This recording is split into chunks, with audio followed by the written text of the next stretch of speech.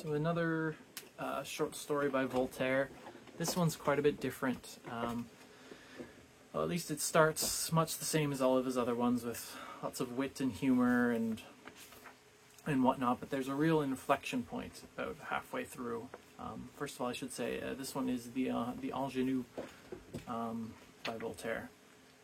So this one, yeah. So let's see. It starts with this guy who's a Huron, which is the French name for the Wendat people, and from the Great Lakes region of North America.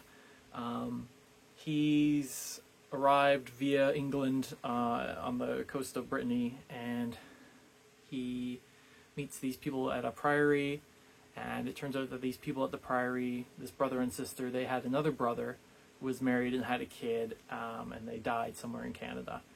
Or at least they haven't heard from them. Anyways, but this Huron's there, this Ingénu, and he's sort of the talk of the town. Like, they use the word savage a lot, but he's different in that he's not raised in French or European culture, so he's very different. But he's very honorable. It's very much like the romantic idea of the noble savage is in this character of the Ingénu. So he wants to thank the priory for his hospitality. So he gives them these pictures that he carries around his neck, and he said they were taken off the corpse of a Frenchman that was killed by my people.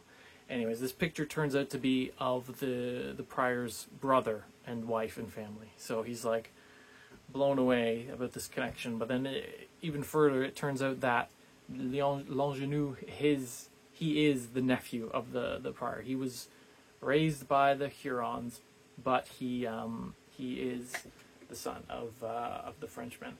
And I found it very interesting that, because of course this is written in the 18th century, so it's well before ideas of race and genetics and stuff. Like, if this was written in the early 20th century, he would be seen as a Frenchman. He's a Frenchman. He's got French blood in his veins, but throughout this whole book, he is a Huron because of the way he was raised.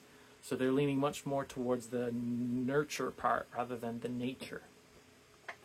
Whereas early 20th century eugenics and racism and stuff, of course, favors the blood, the nature over the nurture. So I just thought that was very interesting that despite him, they still refer to him as a Huron, even when it's revealed that both his parents were French Europeans.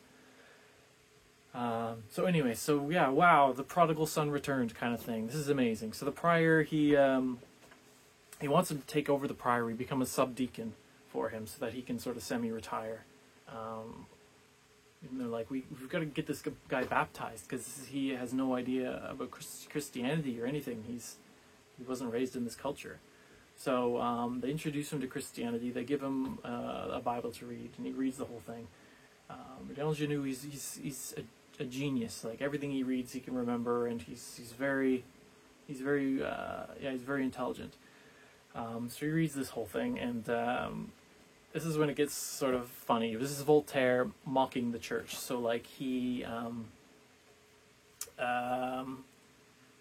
wants to get circumcised immediately after reading this. He's like, oh well, okay, everyone in this book's circumcised, so I have to get circumcised. So he calls up this surgeon to come circumcise him, and eventually his family's like, no, we don't have to do that anymore.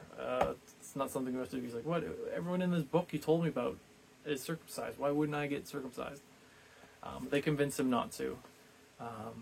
So then they're like, okay, so you have to do confessions before you convert. And he's like, what do you mean confessions? They're like, yeah, you have to confess your sins. He's like, nowhere in this whole book does it say anything about confessions. What are you talking about? Then they find this one obscure verse in James or something that says, confess your sins one to another or something to that effect. So he's like, okay, fine. So he sits down with a priest and confesses. The priest is like, okay, great.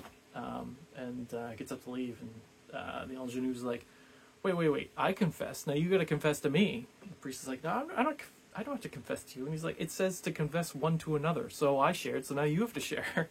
And sort of holds the priest hostage to get him to confess, which yeah, it's funny. And then another thing is the actual baptism. So they're all waiting in the priory or wherever they are at to baptize him, and they can't find him. So they go looking for him, and they find him standing in a river. And he's like, I'm ready to get baptized. What are you doing? They're like, why are you in the? We don't baptize you in a river. We just like sprinkle holy water on your head or whatever. And he's like, what are you talking about? Everyone in this book who's getting baptized has been baptized in a river. So at first it seemed like Voltaire was really much leading towards the Protestant end of it, but I think it's just him sort of attacking the, I don't know if hypocrisy is the right word, of the church. Anyways, but in the end he falls in love with this girl who she also falls in love with him, and she manages to convince him to go along with these European Catholic traditions and get converted and baptized as they see fit. So this girl agrees to be his godmother and is like has her hand on him when he gets baptized. So she's his godmother or whatever. And afterwards he's like, I'm in love with this girl, I'm going to marry her. And they're like, well, you can't marry her, she's your godmother. That's like against the rules. You cannot marry your godmother. And he's like, what are you talking about? Why can't I marry her? She's like a beautiful young woman who loves me and I love her. Let's marry her. And they're like, well, maybe you could ask the Pope. He's like, the Pope? Who's the Pope? Oh, he's some guy that lives in Italy. He's like, he lives in a place like so far away from me, and it doesn't even speak a language that I speak, and I have to go to him and ask him if I can marry this woman who I already love. And it's like a whole thing. And eventually she gets the woman he's in love with, Mademoiselle de, I can't think of her name, doesn't matter. They put her in a commune. They're like, what's a commune? He's like, oh, well, it comes from the word to commune, the Latin word for assembly. He's like, oh, well, it's an assembly. Okay, well, I'll go join the assembly and get her out. They're like, no, you can't get her out. Men aren't allowed in. It's only for women. And he's like, well, this isn't an assembly. This is a prison. So anyways, so while that's going on, the English raid the coast, and there's a whole thing about how the English haven't actually declared war on France, but they're still raiding it and invading it. Anyways, but the ingenue, he goes up and he defends it and sort of takes charge and fights the French off, fights the English off. And then they're like, well, this is great, you should go to the king, and you'll probably get a commendation, maybe a commission. So all the people from Lower Brittany, the province that he's ostensibly saved, write a whole bunch of letters and send him off to Versailles. So he goes to Versailles. On his way, he meets a bunch of Huguenots. The Huguenots are Protestants who are persecuted at this time. The story takes place in the 1690s, I think. And so they tell the ingenue of their plight and how they're fleeing persecution. And he's like, wow, this is horrible. I'll tell the king about this. The king has to know, but that his loyal subjects are fleeing and are persecuted.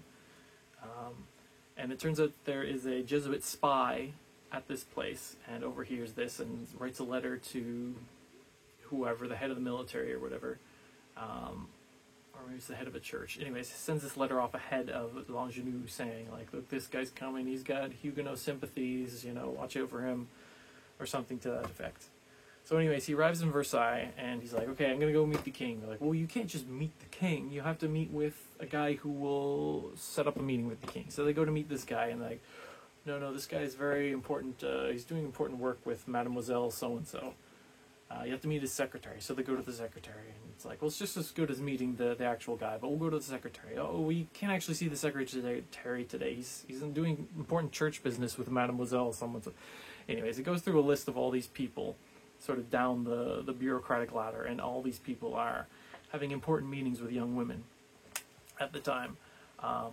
And so he finally gets to speak with a Jesuit, I think it was, and it sort of comes out that his Huguenot sympathies, and he's sort of pegged as a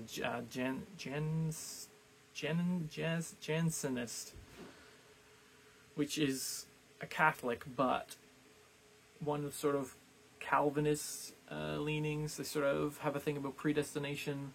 Anyways, the Jansenists were oppressed at this time, I guess is the way to say it. The Jesuits can't stand them. So anyways, they arrest L'Ingenue and throw him in the Bastille. And this is around the time when the sort of inflection point where the story changes from another fun, happy, silly story by Voltaire to a more darker, more real story, I guess.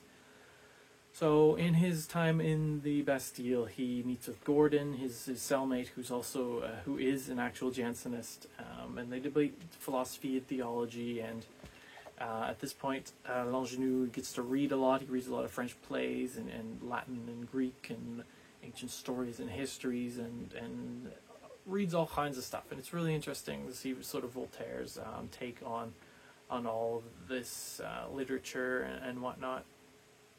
And the Angenoux, he becomes sort of, I don't want to say civilized, but I guess, I can say civilized if you don't have the positive connotations of civilized.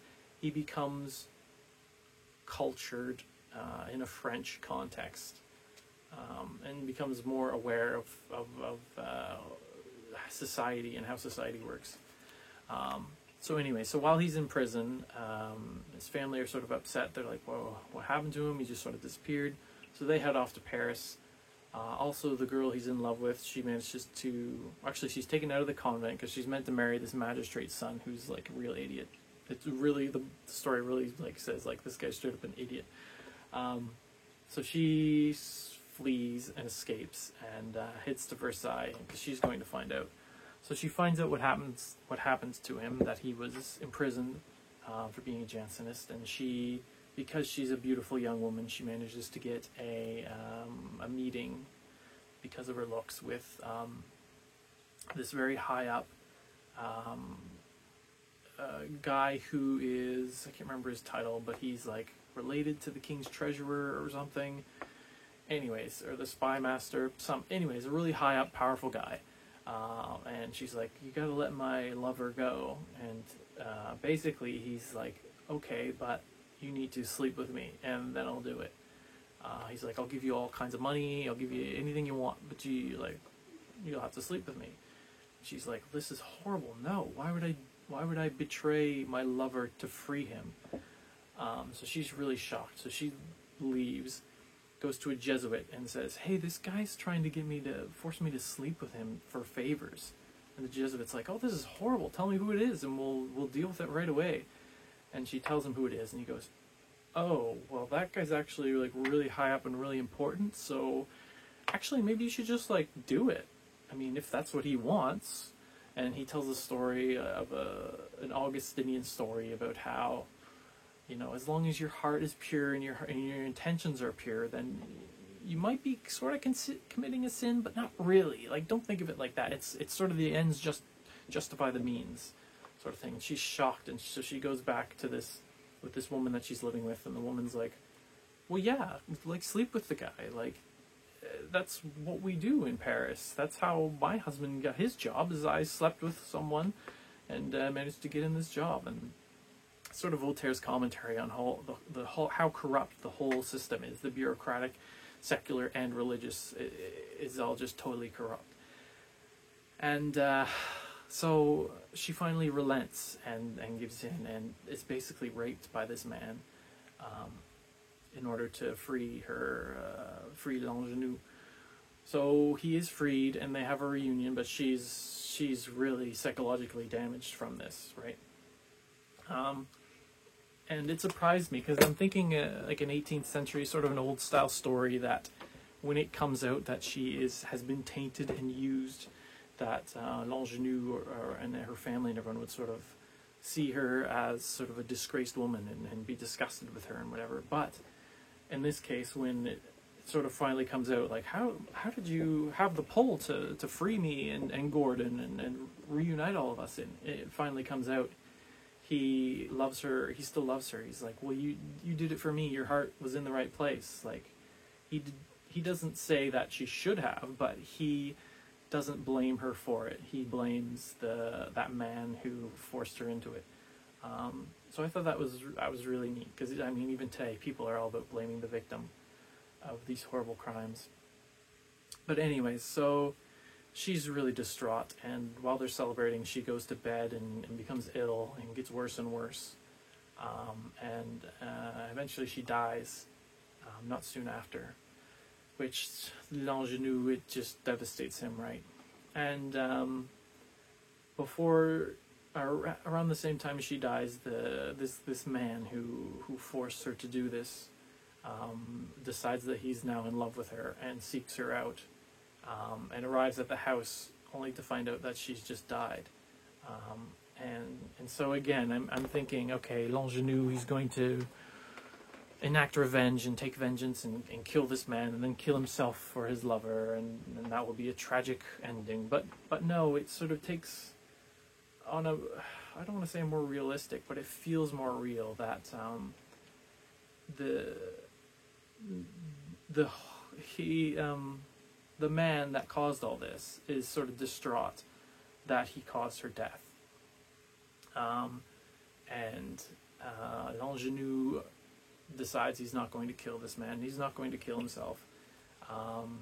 And it's sort of the two last paragraphs. It just says, "Time heals all the wounds."